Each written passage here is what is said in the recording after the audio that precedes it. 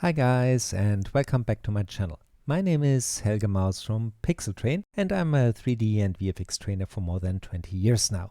In this tutorial, which is part of our Blender for Production free series here on YouTube, we want to start a new section. This time I want to talk about add-ons which help you in your daily Blender life. So I want to start with some free ones which are built in, and then in later lessons we want to add also paid ones which I use on a daily basis. So this time we want to talk about the Bool Tools, because I think Bool Tools are a good starter if you want to make hard surface modeling inside of Blender and you don't want to pay, for example, yet for HardOps, Box Cutter or Fluent. So let's get started.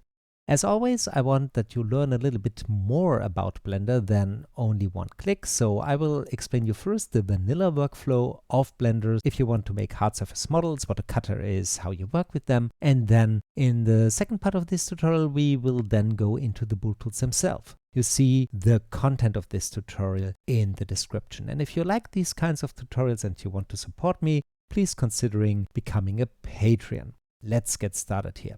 We start in our standard scene, and the first thing I do is I activate here for you the keyboard shortcuts so that you can read a little bit what I'm doing. And then in the next step, we want to kill here the camera and the light, and this time we do something here with our default cube. Nice. If I'm modeling hard surface models, I normally want to see a little bit better what I'm doing, and for this I change my viewport a little bit.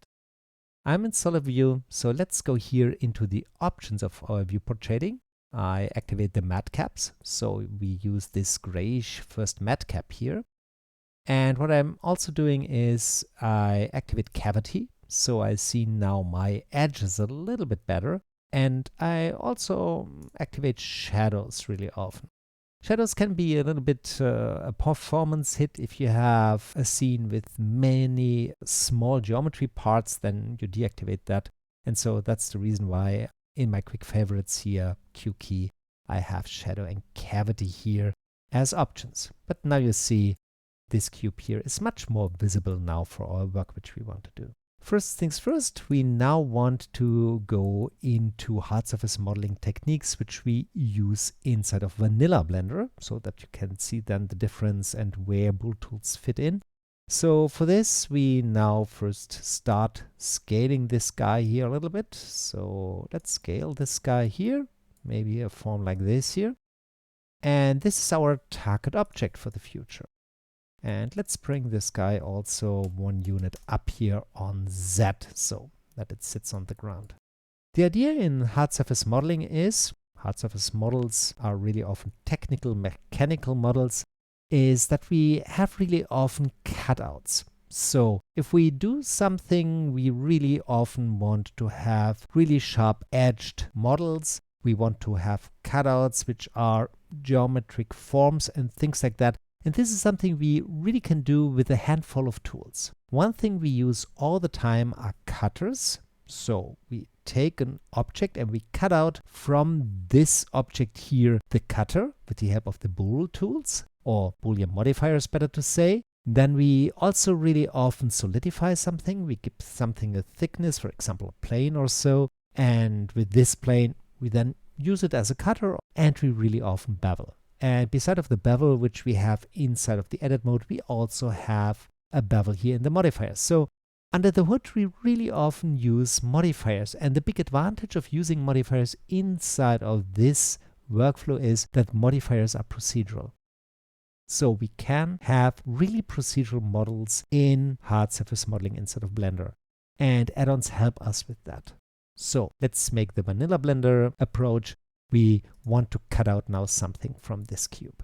And the first thing you always have to keep in mind if you worked here on object mode is, let's open the N key and go here to item while this here is selected, is that you have to make sure that your scale is clean. And if you have scaled something, you have a scale which is not 1:1:1, which will cause problems later in your workflow. Because if you have a bevel, for example, this scale will distort your bevel depending on the direction. So to make this clean, we have to apply the scale. so the object is selected. For applying, there are different ways of going with that. You can go here to Object, Apply, and then select here what you want to apply. In our case, let's go back here, the scale. I mostly use the keyboard shortcut, Control A, for the Apply menu, and then I click here on Scale, and then you see I've applied the scale. The scale is back to 111, and the shape here is still the same. Now this scale is clean, and now we can work without any problems with that. To make now a cutter, let's say we need another cube, we can use the original cube. So select this guy, Shift D for making a duplicate, and you can now cancel the movement with the right mouse button.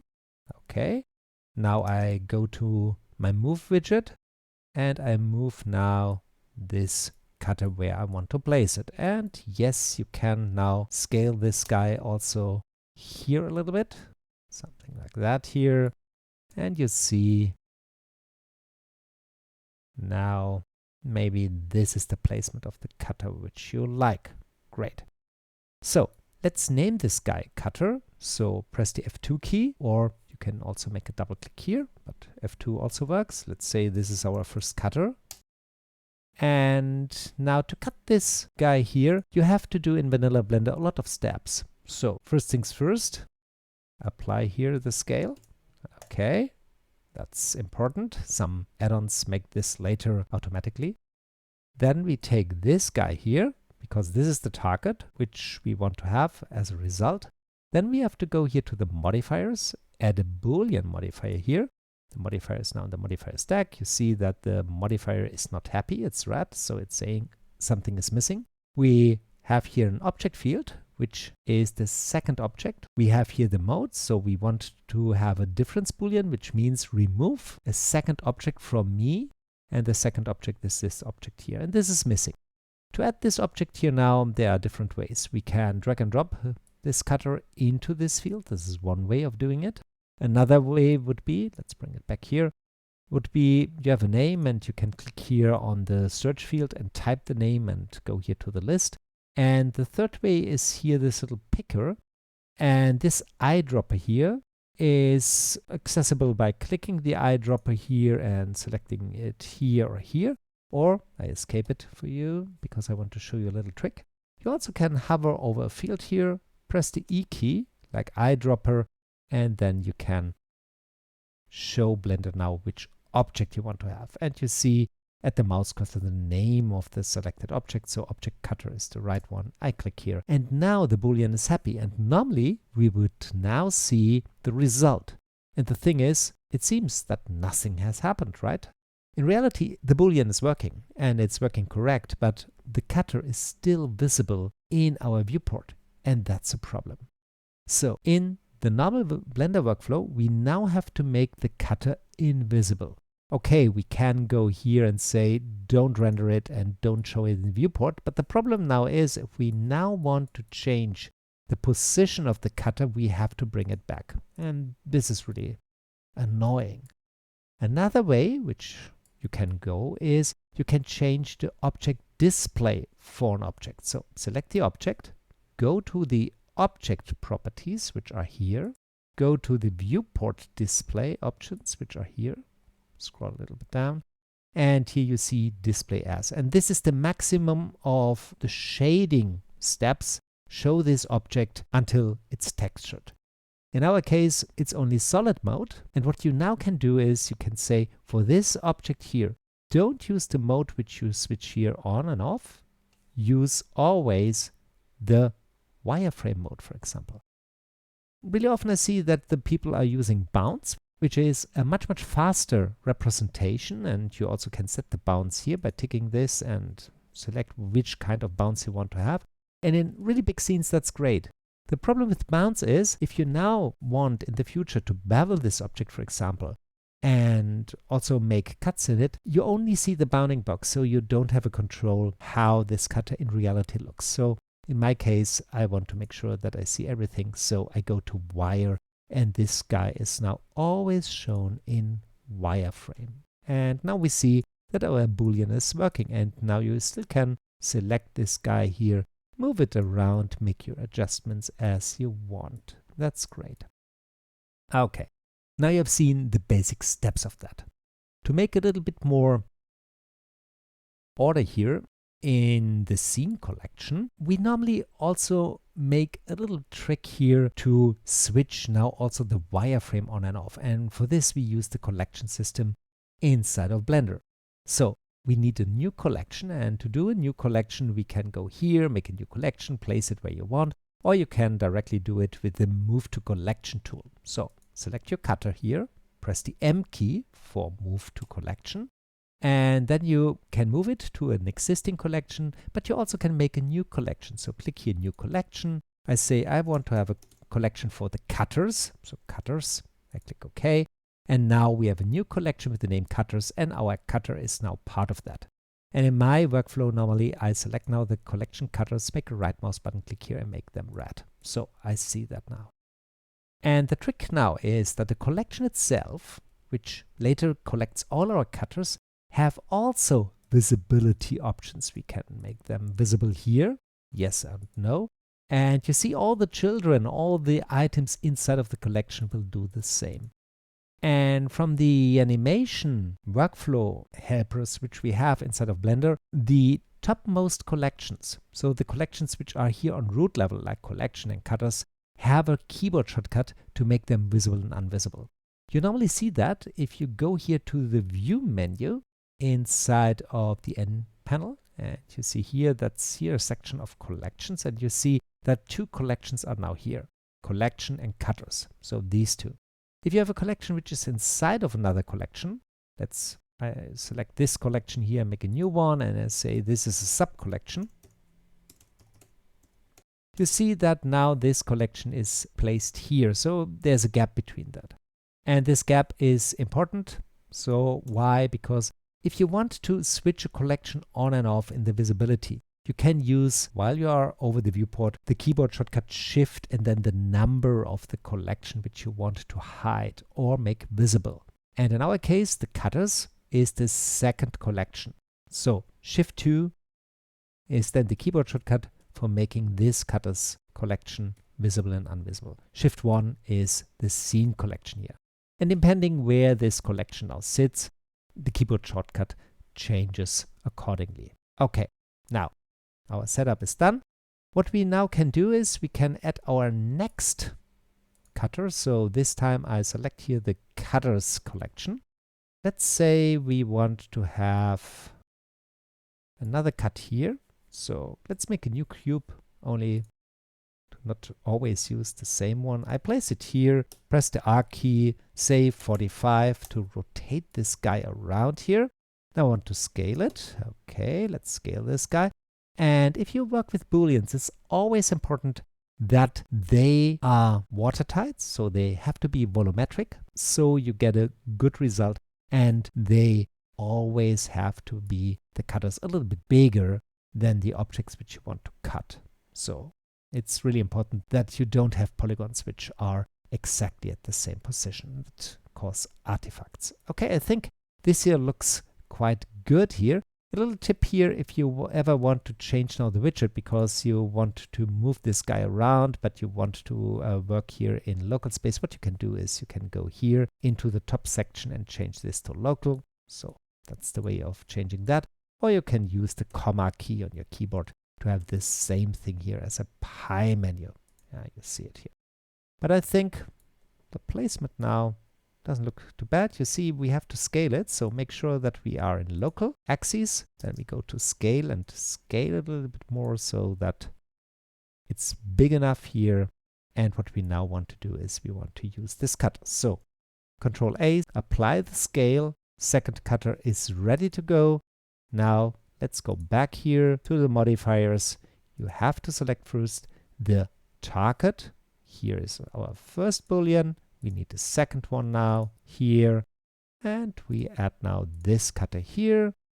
And then we have to go to the display of the cutter. You see, that's not a workflow I want to do the whole day because, yeah, it takes a lot of time to do that. But now you have seen how this workflow works. So later you have a whole stack here of these cutters which you can switch on and off. and they are still live and active. So if you want to take this guy here now and you want to have here a round edge or so, what you can do is you can go here to edge mode, select this edge here, Control B for bevel, and then you can bevel this, for example, with a chamfer here or something like that. To get something like this, Shift 2 to make the cutters invisible. Look at that. This is our first really simple hard surface model. Okay, this was vanilla Blender. Let's get rid of all of that. I select here the cutters collection, right mouse button click, delete hierarchy to get rid of this. Then we go here to the modifiers, little tip to switch to the modifier stack directly. Click this little icon here. Then you not only select the object, but also the modifier stack here is active, and then we can delete here these two guys. Great. Now let's go to the preferences, edit and preferences, and search for the Bool Tools. And here they are. Activate them by clicking this little tick. And if you now take a look into the Bool Tools, you see here is the documentation. If you find bugs, you can report them directly here.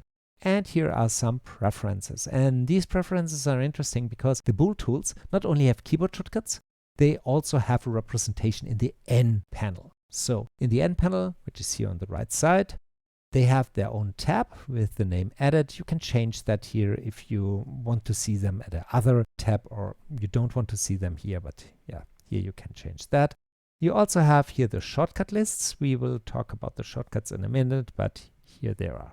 Okay, so thing is activated, and now we look into the N panel, and now you see, depending what you have selected last, sometimes the edit here is not coming up.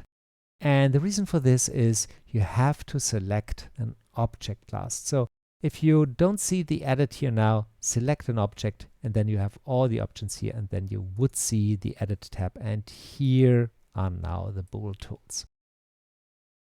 Now let's talk first about these concepts here, and for this again we need the same example than before. So I go here, make a duplicate of this cube, right? Then let's bring this guy a little bit to the side and up, scale it Y, and place it somewhere here, for example, and apply the scale. Okay. The idea in Bool Tools are that they want to help you to be faster with this cutting process and then also this scene management. And for this, we have a naming convention. This object here, the target, is the so-named canvas. The object, the cutter, which you use to cut out something from the canvas, is named here a brush. So a little bit strange naming convention from my opinion. And the easy workflow now is you select, without making a modifier or something like that, first the brushes or the cutters, and they can be more than one. Really big plus point at this point, because you remember we only had one object in a Boolean modifier if we don't want to use collections. And the last thing you have to select, so the active object with the highlight here, is then the target or the canvas. And now you can select here the mode.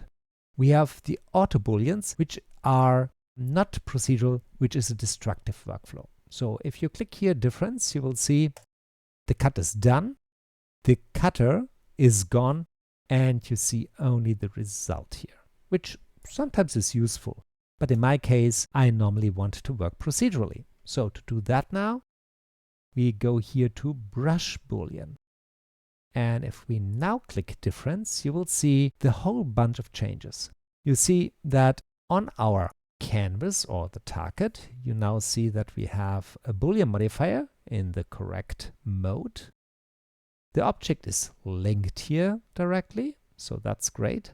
What you also see is that our cube 001, which I now name cutter, only to make it more clear for later, has the right display settings here.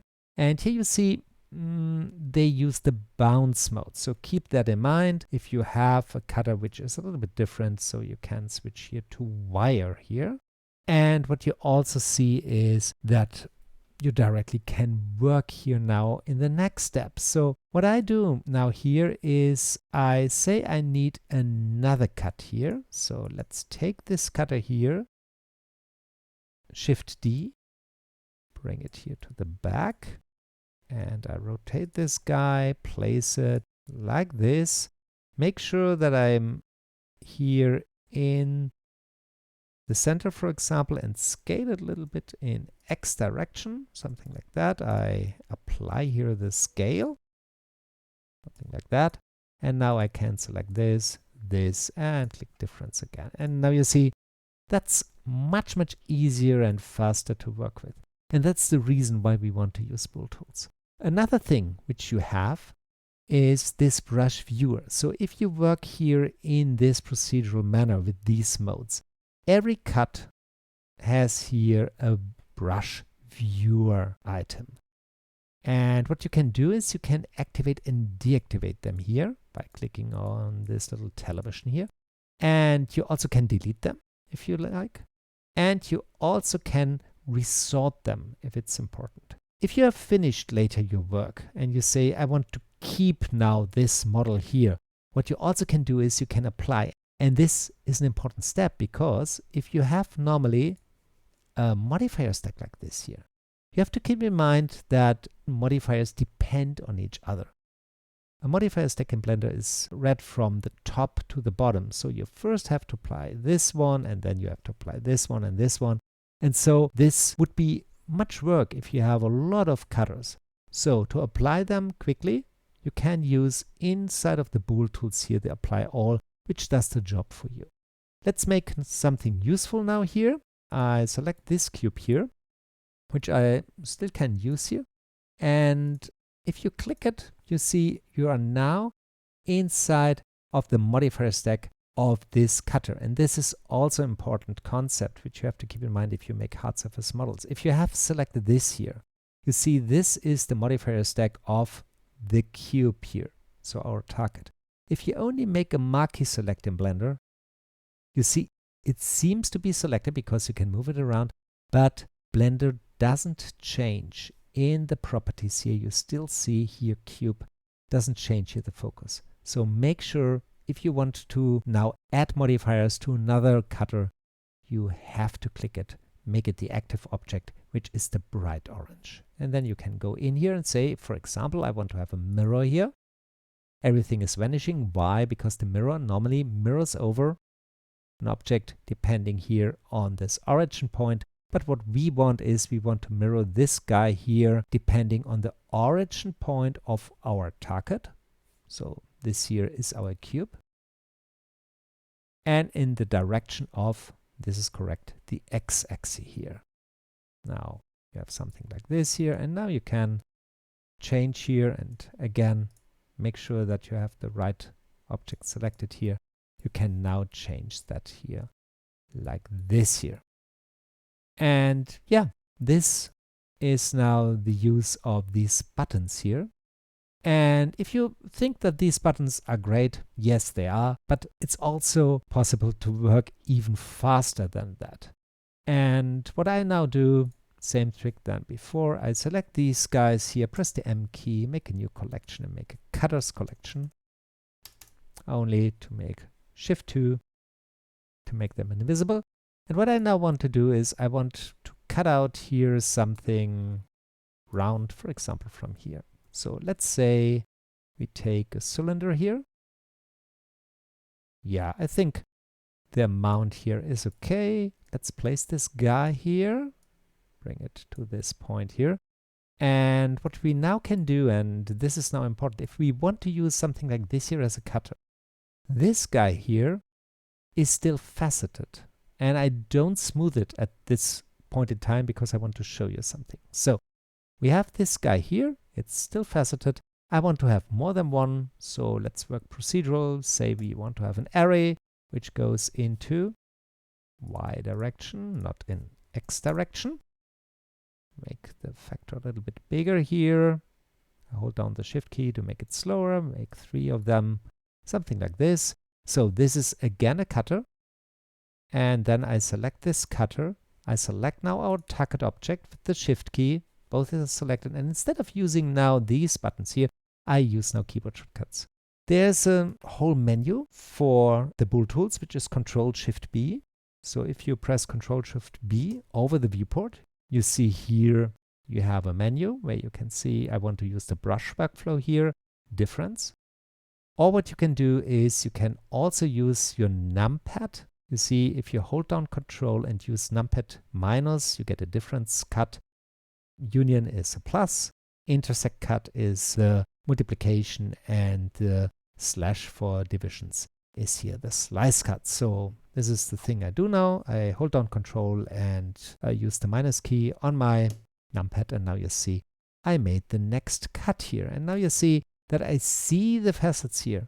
And to get rid of them, like I've said, that's due to the fact that this cylinder here was still faceted. So what I have to do here is I have to select it and say, for example, auto smooth of it. And now you see that this here is now smoothed out. You see the difference here. That's the way you can work here. What you also can do, let's bring this cylinder out here for a moment. Visible. And deactivate for a moment here, that here. Now you see why I don't like the bounding box too much, because we don't see now the wires. So if you want, you can now go here and change this guy here to flat again. Yeah, so it's always possible to do that. In my case, it's okay. So what I normally want is that I want to have this here flat shaded. And instead of switching then on and off here separately, what I normally do is I use Shift 2 here for the whole collection here. Select this guy. Shade smooth. Everything is fine. Shift 2 again. And now we can activate this cutter here again. I hope you found this useful here to see how you can now procedurally build a hard surface model like this here. It's not as relaxed as working in Box Cutter or Fluent, but it works, it's free, it's built in. And if you now are at the point that you have finished your work and you want to make now really the model a polygon model, because this is still procedural, so you see it if you go here to face mode, inside of the edit mode, you see it's still a cube. Then what you can do is you can apply now all of these modifiers by clicking here, apply all. And now you have your model built. Can throw away the cutters if you like. And now you can use this here for cleanup and later work. Okay, that's it for today. I hope you found this useful. If you have any questions, please ask in the comments below. I hope I see you next time. You Helga Maus.